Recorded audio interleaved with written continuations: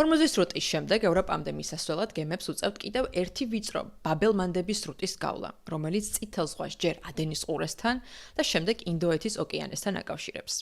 ის ერთმანეთისაგან ჰყოფს არაბეთის ნახევარკუნძულს და აფრიკას, კონკრეტულად კი ესაზღვრება იემენს, ჯიბუტის და ერიტრეას სანაპიროებს. ბაბელ-მანდები არის სუეცის არხისკენ მიმავალი ერთადერთი საზღვაო შესასვლელი ინდოეთის ოკეანიდან და მისი ჩაკეტვის შემთხვევაში გემებს სრულიად აფრიკის შემოვლა მოუწევთ. რაც ტრანსპორტირებას კვირებით გაახანგრძლივებს და მნიშვნელოვნად გააძვირებს. შესაბამისად, სრუტის უსაფრთხოებას უდიდესი მნიშვნელობა აქვს. თუმცა ბაბელ-მანდებთან მდებარე იემენში 2014 წლიდან სამოქალაქო ომია. გაგახსენებთ ჰუსიტების მიერ გემებზე თავდასხმებს, რაზეც ჩვენი ეს ვიდეო ყველაზე დიდი პოპულარობით სარგებლობს და არ გამოტოვოთ თუ ჯერ არ გინახავთ. 2023 წლის ოქტომბრიდან ისრაელი-ჰამასის ომის შემდეგ წითელ ზღვაში ირანის მიერ შეიარაღებული ჰუსიტები თავს ესხმოდნენ სავაჭრო გემებს.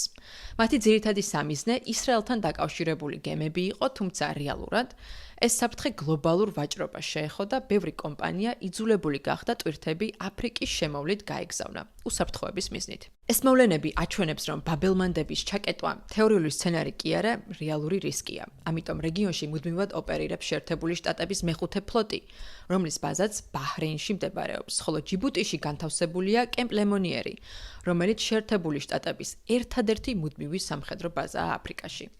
აქვე სამხედრო ბაზები აქვთ საფრანგეთს, ჩინეთს, იაპონიას, რაც ნათლად აჩვენებს, რამდენად მაღალია ამ პატარა სრუტის გლობალური მნიშვნელობა. სწორედ ბაჰრეინის ბაზა აღმოჩნდა კრიტიკული 2023 წლის წითელი ზღვის კრიზისის გადასაჭრელად. ოპერაცია კეთილდღეობის მცველის ფარგლებში.